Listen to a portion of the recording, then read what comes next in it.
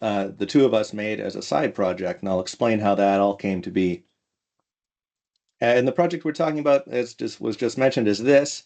This is the domain name at the top, issinrealtime.org.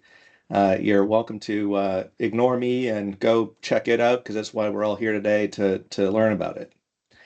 And as Brad mentioned, I'll start out that this all started because 10 years ago, if you can believe it, the first version of Apollo in Real Time was put online.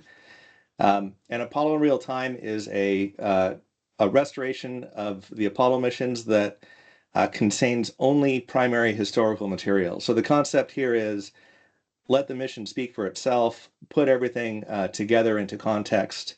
And it's not an interpretive historical work like most historical work is, either a book or a documentary. It's just the mission material on its own. This is what that looks like. So this is Apollo in Real Time. And you can go there today and replay the three missions that you saw there. We started with Apollo 17 10 years ago.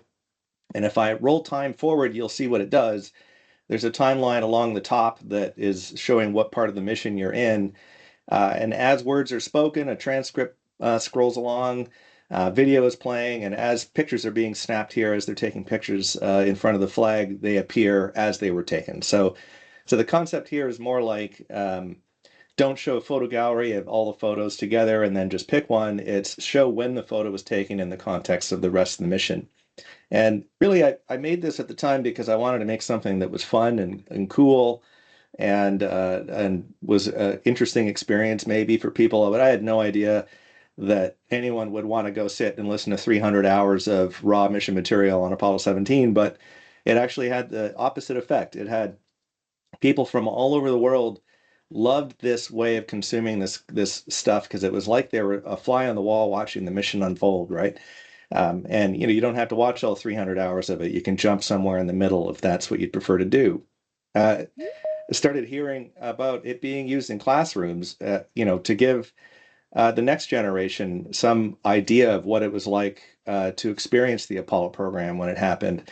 And then I heard from Dr. Noah Petro that it was being used in this classroom, which is a classroom of astronauts at Johnson Space Center. And this is a picture that was taken before Dave and I worked at Johnson Space Center. I should point out that we made this on our free time, on evenings and weekends, just because we thought we would, because it seemed like it would be a fun thing to make. When the Apollo 11 mission anniversary came along, in time for that, we've made the Apollo 11 version of Apollo in Real Time, and we heard from people from around the world. This became a big part of how people in 2019 celebrated the mission by following along at exactly 50 years later to the second. We had over 1 million people from around the world following along in real time. Here's a picture of Brian May actually used it in his concert in real time. Exactly 50 years later was when the spacewalk was happening on Apollo 11. But so it had its effect that I wanted, which was for people to check out the Apollo program and to enjoy this multimedia experience. But it's also a tool, and I'll show you how that tool aspect of it works here. Here, if you type in a sample number, it'll jump you straight to the moment that sample was collected, and you can bring up this panel on the right where it provides links to the Lunar Curation website.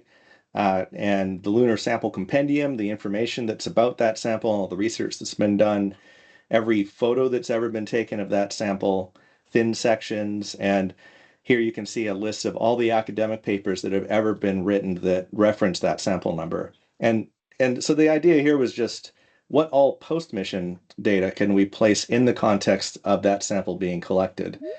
And it was this tool aspect of what has became to be known as contextual data replay was noticed by Dr. Petro and Jacob Bleacher, the NASA's chief exploration scientist.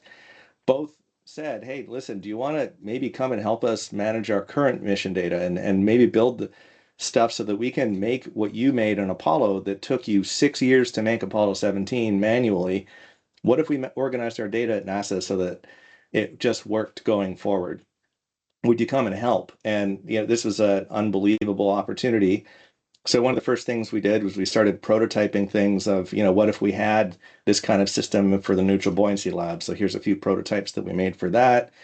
And we used it for an analog program that was going out into the desert in New Mexico to perform spacewalk training. And you can see here, Dr. Petro likes this one. Um, and eventually this led to, hey, would you like to come and work here and help us to do this going forward? So very long story shorter, Dave and I now work on a small team at Johnson Space Center called the EMSS team, which stands for EVA Mission Systems Software Team, where we build tools that are used in mission control to help manage EVA, which is specifically spacewalks. And here's a picture of a recent ISS spacewalk, and this is just a tip of the iceberg of the number of people that support that kind of an event at Johnson Space Center. And here we've circled all the instances of one of our applications that is being used there as kind of like proof that we are making useful things that people like to use. Um, and here is the in this past fall, we did a simulation of a lunar spacewalk as part of the Artemis program. And again, here's all of the applications that are the applications the EMSS team has made to support that event. Our internal work at NASA has been recognized with internal awards, and probably most importantly is that comment at the bottom is the people that use this tool seem to really like it, like the work we're doing. So we're doing good work internally, but this is still not public, right? This is all just internal tools. So I'm going to take you through just briefly one of those internal tools, which is the direct descendant of Apollo in real time. So that's called CODA. And CODA is basically, what if we had access to all of the actual mission data in real actual mission control, and we provided a contextual playback experience for that material for the people that work in mission control. And it works like this. It's very similar to Apollo in real time. You pick the mission you want. So in this case, we'll pick an ISS mission of a recent well, not recent now, spacewalk that happened in 2021. And and here you can see that as time plays forward, um, you can see that we get the same kind of thing that you saw in Apollo in real time. We have live transcription happening of all the 4 space to ground channels. We have information from what are we planning on actually achieving during the spacewalk, and there's 8 different video downlinks that you could switch between different cameras. So it's kind of like a data-based security camera system or something that they can use at mission control. So this is actually an instance of something that went wrong in one of the spacewalks where a piece of the hatch flew away, and this is an example here of using the tool to rewind and go back and figure out if you can figure out what you need to for this, and that's which direction did that orbital debris go, and do we need to hustle back inside because there's a potential intersection at the next orbit with that debris. And this is the kind of work that's done on the ground every day that's invisible to the general public. So you actually have a close-up of that event. See if you can see the thing floating away. If you didn't see it, here's another one with it circled. So this is the kind of needle in a haystack that of all that mission data pouring in from the space station, you need to suddenly coalesce together to try to help you to do a little mini anomaly investigation.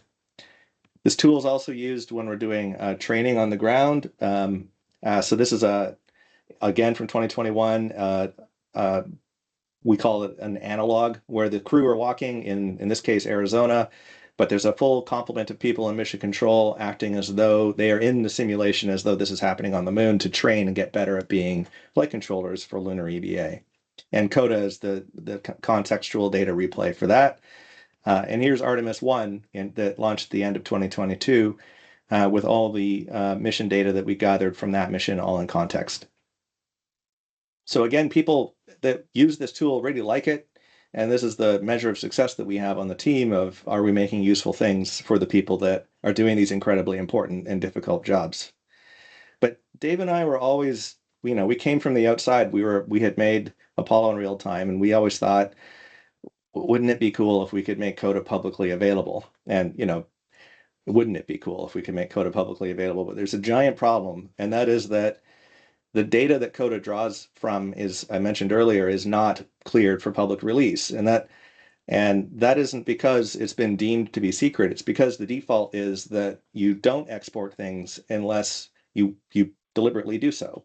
So, and clearing information for public release is very costly and time consuming, and you need to have, funding and people. And then we thought, well, the internal system, maybe we could just pick what has been exported. Could we just grab that and maybe make a public version of Coda?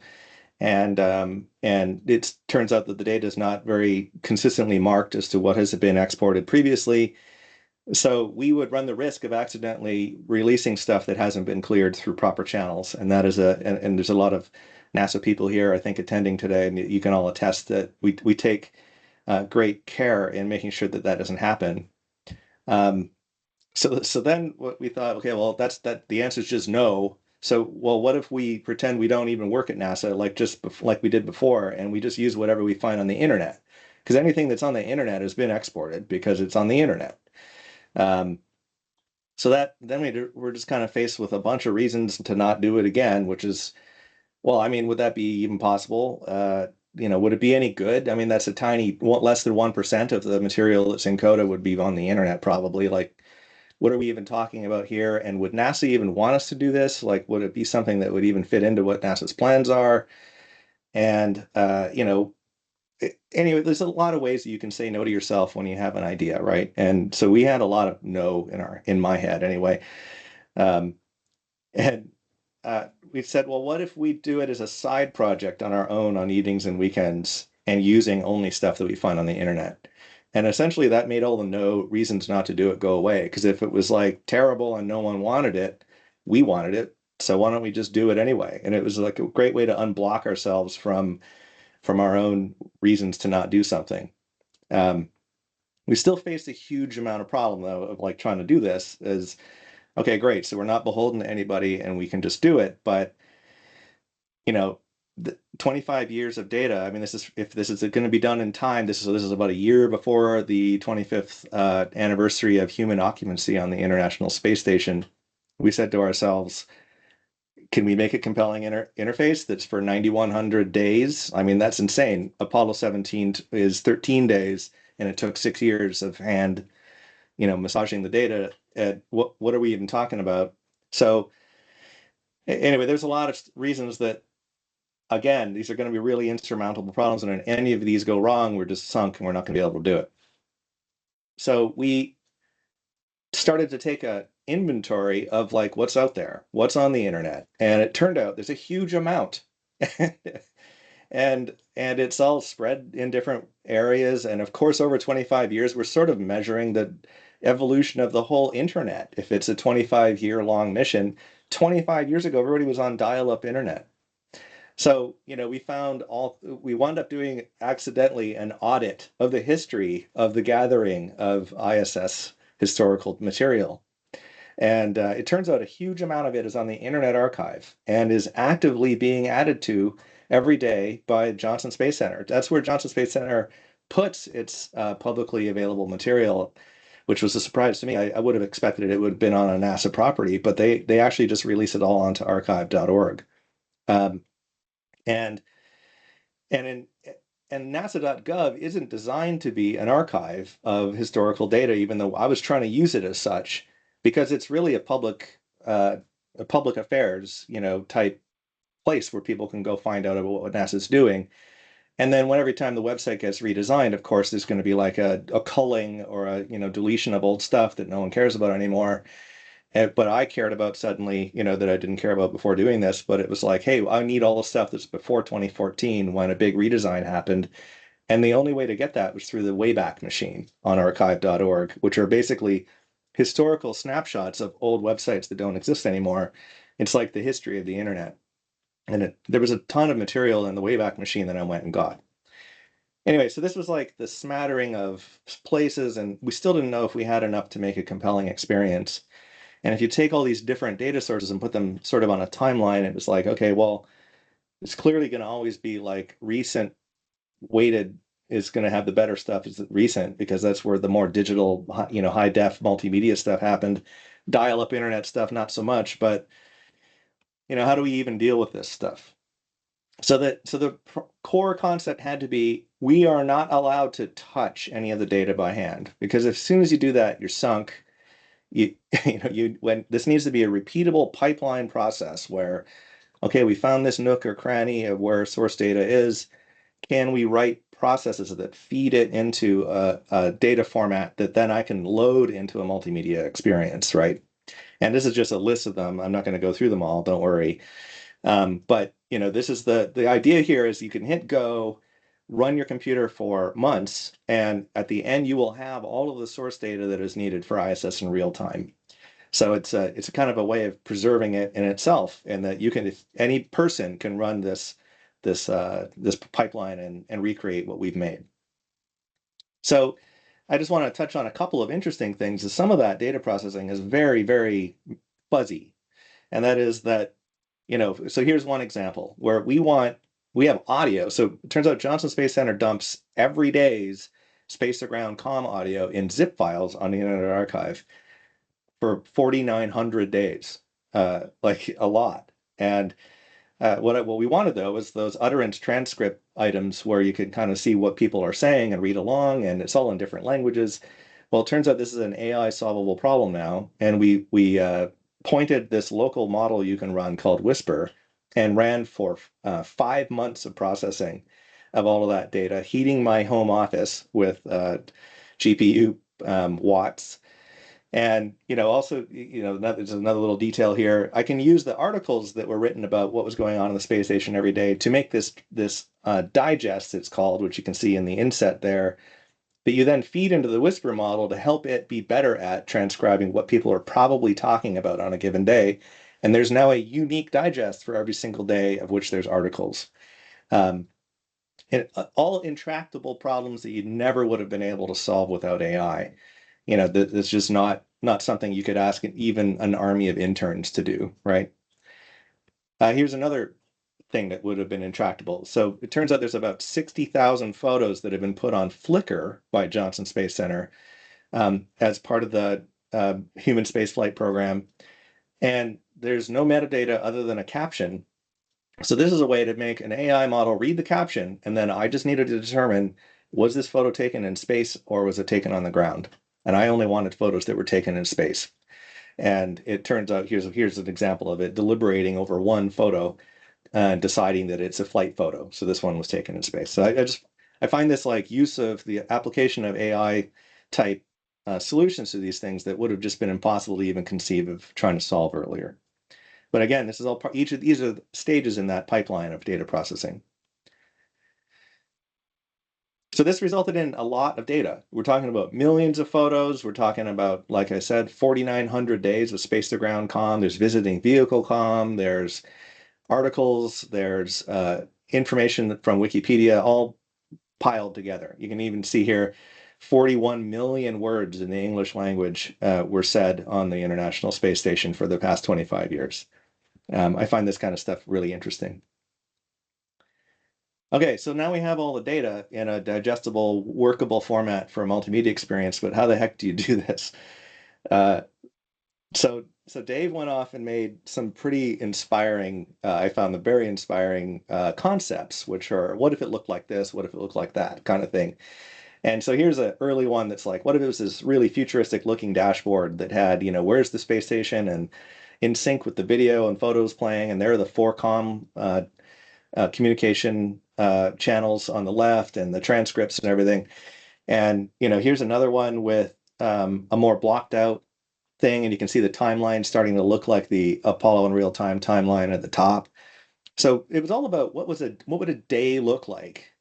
Because this is the big worry, is that some days had a lot of material and other days had none or very little, like maybe just who's on board kind of thing. Um, and So we were very concerned before blowing all of this personal time on something, like only to find out that 90% of the days aren't compelling at all, right? We had to start to play with this idea. So another one was like we were very focused at the time on what does a day playback look like. So you pick a day and then you get this kind of interface. So here's another concept where it was like you pick the day, year, month, day, like you would expect, like through a date picker along the top, and then you get the day on the bottom. But this picking year, month, day always felt like, it's got to be a better way to do that because there's a lot of days. And how do you know what's available on each day? So here's another concept that was like, uh, well, what if we, showed every day somehow in this like continuous timeline of days over 25 years, and we color coded the dates to show which days had spacewalks or which days had video or which days had, lots of photos or something. And so that was more interesting. And then I think at some point we got to this like well compressed version that was what if a day was represented just by a simple dot? So this is an early prototype and it shows you that every single dot on that top timeline is a day since the first day of occupation of the space station in November 2000 to the current day. And it turned out you could, on a single screen, I didn't think you could, you can show 25 years of days. And every column is a month, and you can actually see the Februarys along there. They're kind of shorter than the rest.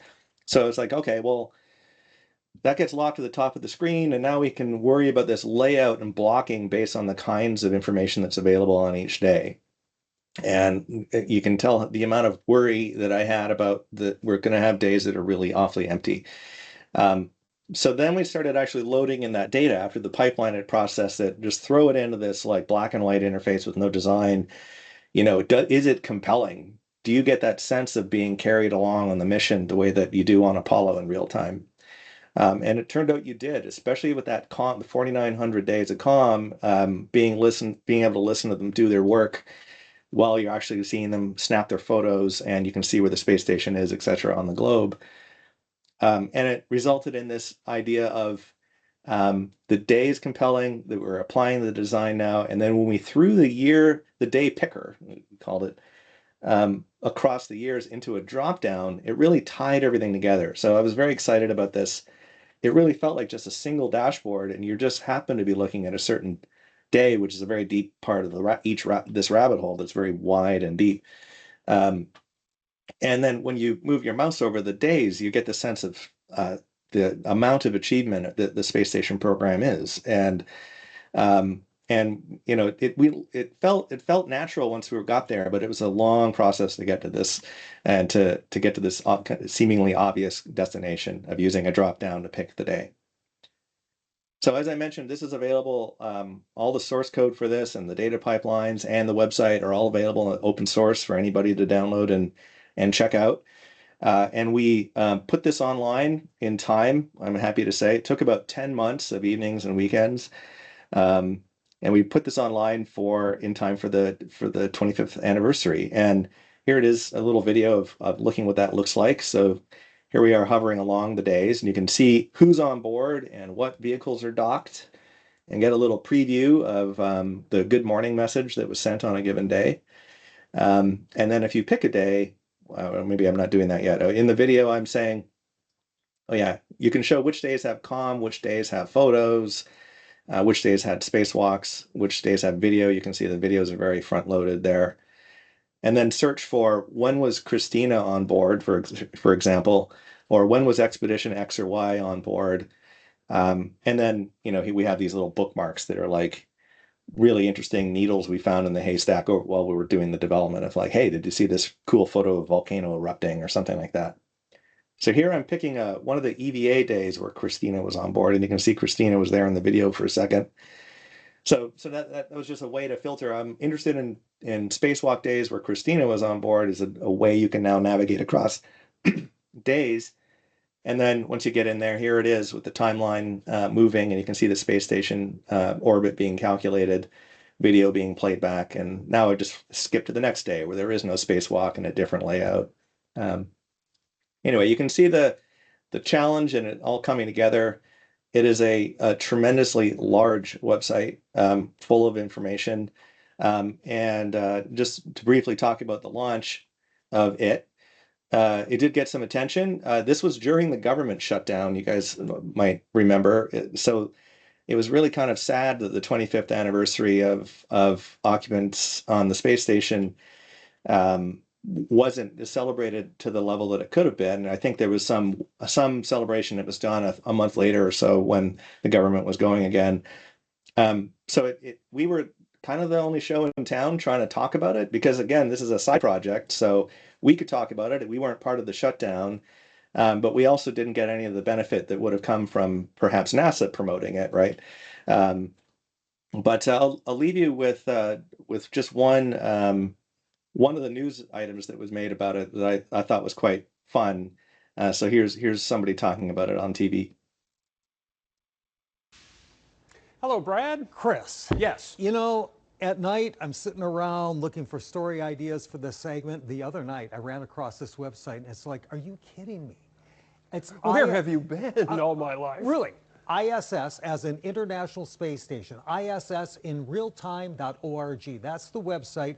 We'll give it to you again in a moment, but I want to show you what it's all about because when I discovered it, it's like, you've got to be, what kind of individual or organization could possibly compile this volume of data? So this is the landing page when you get there, okay? And it says right off the top how many years, days, hours, minutes, and yes, seconds the space station has been. I mean, it's that all right. amazing. And along the top there, you can see the years. It's all broken down by year, okay? So I want to take you to this version so we can actually put it into motion for you. So you select the year along the top, what year you want to investigate, because it's all broken down not only by year, but also by month and then by day. So it pops up a little calendar for each year. I'm going to choose July 5th, 2016. Okay, so when it pops up, this is the data from July 5th, 2016. On this left-hand side are the highlights, bullet point highlights. In the center, every picture that was snapped from the ISS is available for that day. And in the upper right-hand corner is all of the dialogue between astronauts and NASA mission all control. of it? Yes, and Chris, it's not like a version you read. You can read it, but they have the actual audio clips, so you can listen to the conversation. I'm surprised you made it to work on time today. I figured you'd probably still be digging through this. We know where you'll be afterwards. I got sucked into it, and I was there for hours. That is the rabbit hole of all rabbit holes. But there's more, because notice up over here, there's a 24-hour timeline, because believe it or not, you can actually go in there and then select right down to the minute. And it shows you down in the lower right-hand corner where the space shuttle was at that point in time. Gosh. So 25 years worth of data. It's just incredible that this resource is out there for anybody who might want to peruse it. But the pictures alone are fun to look at. And again, you have 25 years worth of pictures to check out. Okay, so again, it's ISSinrealtime.org. I'd love to hire those guys. Thank you very much for your time today. I seem to have motored through my slides, so we have plenty of time for questions and discussions. Thanks for listening. Well, thank you, Ben. That was great. And I don't think that reporter's enthusiasm is false at all. I was really engaged with the website the last couple of days, and it's really amazing, what it can do. And so if anybody has a question for Ben, please put it in the chat, and I'll read it to him, and he can answer. I'll give my first, the first question that came to mind, Ben, for me, and I can't believe I'm even going to ask you this because the website does so much, but is there any functionality when you were putting it together that you had really sort of envisioned or hoped you could do when it came to all this historical content, and it just didn't work out in the website that you created? Well, that's a tough one. One of them that we didn't get to is the telemetry from the space station. So all the telemetry, which basically is every solar panel voltage, valve position, hundreds of different data points of all the different machinery on the space station, is streamed out to the public live by NASA. And so that was, I thought, I'd identified that early on, and I thought this is going to be the centerpiece, but it turned out to be the hardest thing to try to get into the website. So it's still pending. I did not actually put that in there, but eventually you'll be able to go back, like, I want to know what the voltage was on that solar panel 10 years ago, and you'll be able to see that information. So that's one that I didn't get to, but there's so much that I guess I could add that I didn't get into the technical aspect too much of the website hosting, but one of the rules I had was I don't want to pay a huge amount personally to host this website, and I don't know how many people are going to come to it, and I don't want it to crash. So it has to be flat data, and that means there can't be a server side that is doing things like digesting telemetry data to feed to the browser. And this also means you can't search across days. So I would love to be able to say, did anybody ever say this phrase? And it would search across all the days and go, yeah, they said it right here. But that kind of functionality comes from having a server-side application. So it's limited. I hate to call it limited because it feels not that limited, but I had a few different one hand tied behind my back kind of rules like that I didn't want to have to get into. I could possibly do it now that all the popularity has kind of waned and there's probably a cheap way to have a server side. All right, thank you. Our first question in the chat is from Andrew Wolfson, and he asks, will you make something like this for Artemis 2 and future Artemis missions? You bet. We're dying to do this for Artemis 2. There's a similar challenge in that everybody's so focused on the mission. I mean, I might have sounded critical of the export process, but NASA's not a museum, right? It's not there to try to only engage the public. So we're so focused on the mission itself that it's very secondary thought of like, and how quickly will this data be put outside? And how will it be put outside? And all those kinds of discussions are hard to get. So I'll be doing a probably similar mode of building a Artemis in real time based on whatever gets dropped off outside, and then we do the same kind of thing where we cobble it together as a side project. We would love to do it if it was part of how NASA wanted to communicate the Artemis program officially. But then, we would have the internal version of this to build awfully quickly. But possibly in time for the first lunar landing, maybe we have time to build something if that's what NASA wants to do. Excellent, thank you. Our next question is from Roger. Well, first, he has a statement. He says, this is a fantastic project. Congratulations and thank you for all that you put into it. Then he asks if you ran into many errors from voice to text translation from all the audio. And if so, how did you compensate with such a huge volume of audio that you were dealing with? Yeah, there's quite a few. I mean, it's a AI-based transcription model, so it's only about 95% accurate with that digest being added. But that still means something really important could be inaccurate. So really, it's a caveat of we can reprocess this as the technology gets better at any time. And because we didn't make the mistake of manually touching anything and fixing it ourselves, there's no risk to doing that. It's just GPU time to process again. So as soon as there's a better AI transcription model out there, we can rerun it, and this will only get more accurate over time. All right, thank you. Your next question is from Kevin. He asks, one of the core concepts I found about your work when you first told me about it was the use of time code as a key identifier for all the assets. Could you elaborate on that for people? Yeah, so this was a big problem during Apollo, is that nothing was time coded, except, well, there was one source of data that had a time code that we then used as a bed track to place everything else on it. So there's a huge amount of historical sleuthing that was required to figure out, for example, when a photo was taken. So we get the benefit now of all the digital assets that are put online is that, every Flickr photo had a timestamp, for example. So, which I would have killed for Apollo. But so that's part of the lecture I give internally at NASA is the importance of preservation of that kind of information, whether it's timing information or general metadata information that could be used to reconstruct when something occurred. So we have examples of this where on the International Space Station for CODA, all of the cameras that they take outside to take pictures from all have, internal clocks that store the time on the photo, but those clocks drift out of sync sometimes by many minutes. So then we're faced with this issue that never was really reared its head before you tried to put everything back into context, that now suddenly becomes really important to set the clock properly on each of these cameras. Well, that adds time, and uh, So the internal message to the rest of NASA is that you don't know that this stuff's going to be valuable. But just make sure that you're storing things in an accurate fashion so that later some crazy person like me can try to pick it up and make something out of it. All right, our next question is from Michelle. She asked, were there any pieces of data that you ended up having to manipulate by hand, or was everything automated? There were. So everything was automated, except I realized that we didn't have any of the material from the very first day that they opened the hatch, which was going to be an important day in this. So I had to eventually, at the very end, make a process where I could put sort of fake source data that wasn't just from one of the source locations. I could infer when it occurred based on, looking at the time that was embedded in the video, and then I type in, this is exactly when this video started.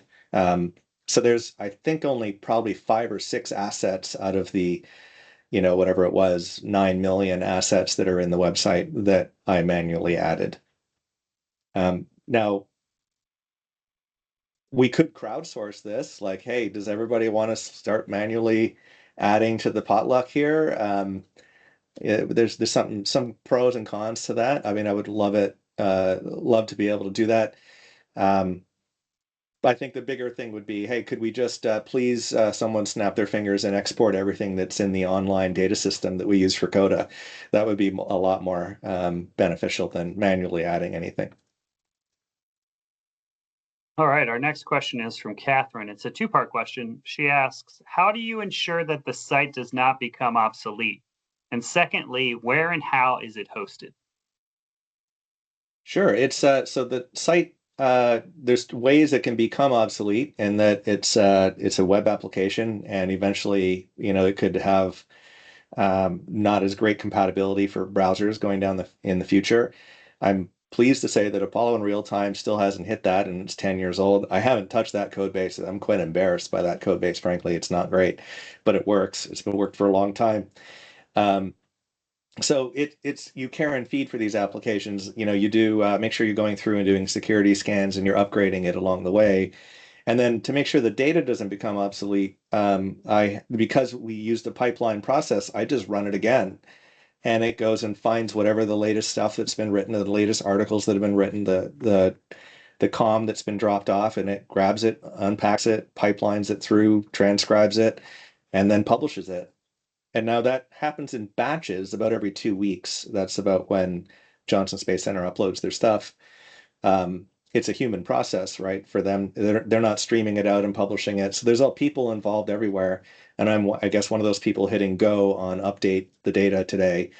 So that's the kind of idea of how it doesn't become obsolete. Also making it open source. Like if I disappear tomorrow or lose interest in the project or whatever it might be, it's out there forever for someone else to pick up and use. Um, and because it's not derived data, like it's not, I didn't author a book.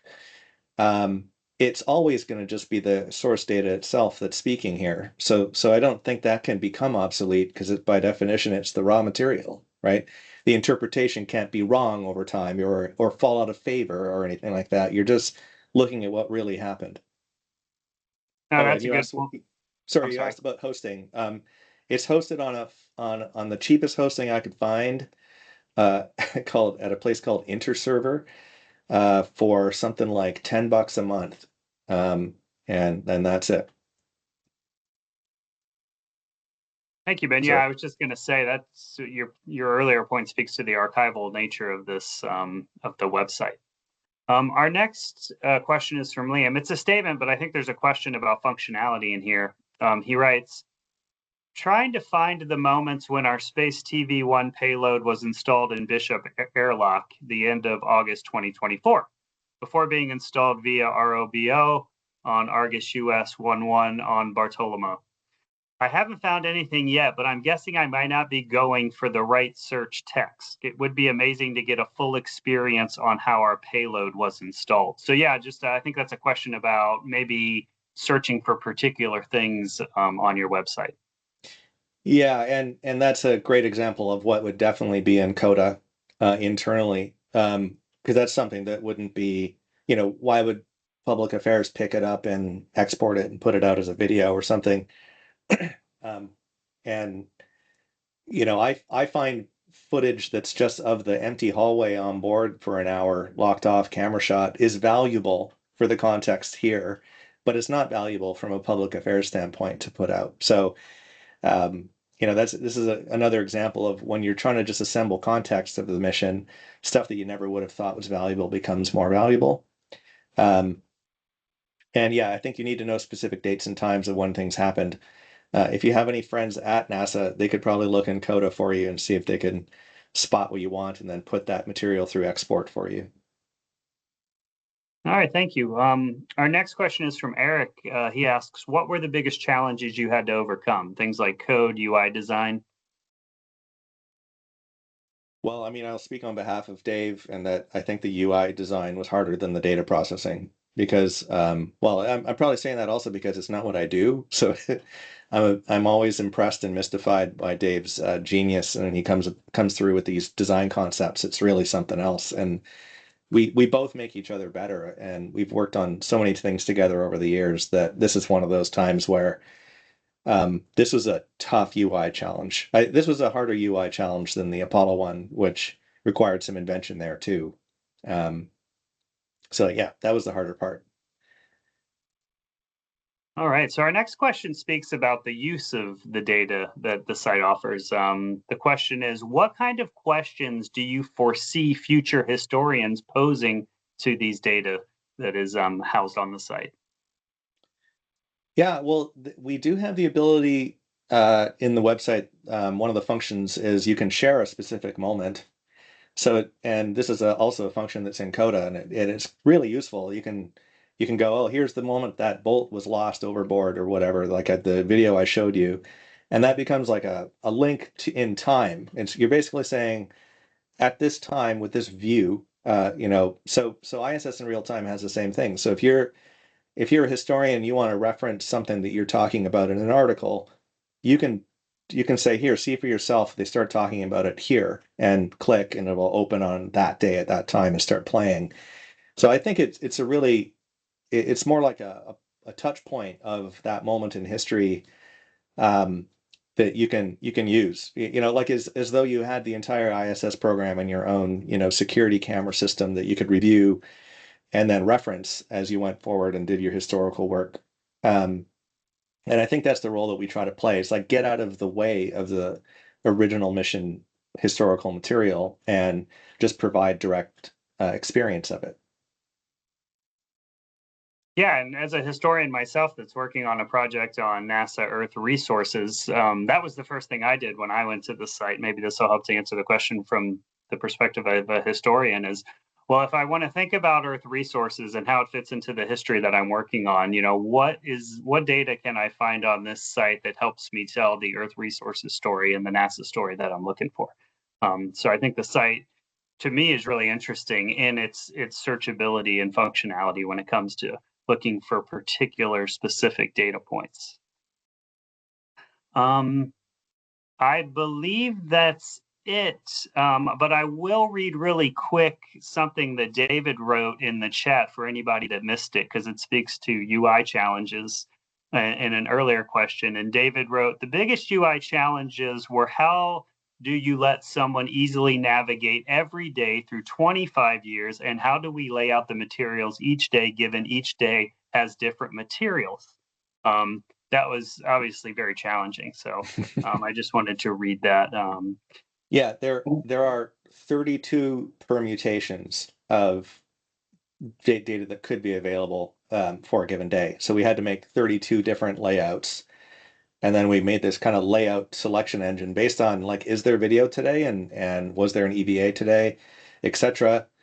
If all those flags turn on, then you know which layout to load. So we want if there was an additional type of data, that would be 64 permutations. So I guess we kind of got lucky that there was just the right number of permutations of data, that it was not another intractable problem of all the different layouts.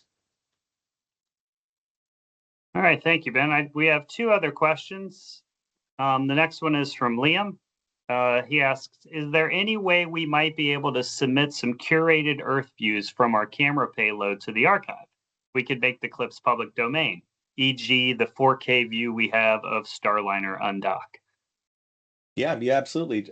Just drop me an email and we could put that in there. What I need though is the correct exact start time of the video, which is like we talked about the importance of clocks. So it can't be an edited piece. It can't be a documentary. I would have to snip it apart and figure out every scene, where does it go, right? Because again, we're not making edited things here. All right, and then we'll make this the final question of the day. It's from Chris. It's a two-parter. The first one is about creating more work for you. So he asks, when will we see in real time for the remaining Apollo missions? Yeah, we get this one a lot, and we're definitely going to do it. I mentioned very briefly that there's one type of data that has a time code from the Apollo program, and that is the recordings made in mission control on these large multi-track tapes. There's been a multi-year effort that's been happening through the University of Texas at Dallas to digitize the remaining Apollo mission 30-track tapes. Once we get this material, we understand they're almost finished, and once we get this material, that will be the bed track that we can use for all the remaining missions, and then slowly load in the data again on evenings and weekends, right? To slowly build this up. I mean, it feels like something I should be doing in my retirement, but I'm hoping not to retire for quite some time. But there's a wonderful community of people that have assembled around the Apollo in Real Time project that will enthusiastically work on what I can't if I don't have time. So we're just waiting to get that data before we can say we're starting. And then once we get that data, we'll start putting the other missions online. All right, Ben. And our final question is the second part from Chris. He asks, have you looked at the regular reports on the ISS and the BIS Spaceflight magazine? I think I have seen those. I wasn't sure, like that didn't feel like primary mission material because it was published in a magazine. So I think I might have left those out to say that's not really from NASA. I guess I've let in some interpretive work here in that I'm allowing the published NASA.gov, what's happening on the space station this week type blog posts to be considered historical material. But that is technically NASA history because it's made by NASA. I don't know that I'd want to pull in what the press in general is saying, unless I'm misinterpreting what the BIS reports are and I'm misremembering what they are. But anyway, being picky, I guess. Well, Ben, let's end there. And I just wanted to thank you so much from the NASA History Office for taking the time to present your work today. And I just want to encourage our attendees, if they have not been to the site yet, to check it out as soon as possible, because it really is an amazing piece of work that you put together. So we thank you, and we thank Dave for all the work that y'all have done on this project. Well, thank you very much again for having me. And it really means a lot to speak officially at the NASA History Office. I'm obviously in awe of the history of NASA, and I love the work that you all do in the NASA History Office as well. Anytime. All right. Well, thank you very much, Ben, and thank you everyone for being in attendance today. And we hope to see you at the next NASA History Office lecture. Thank you. Thanks.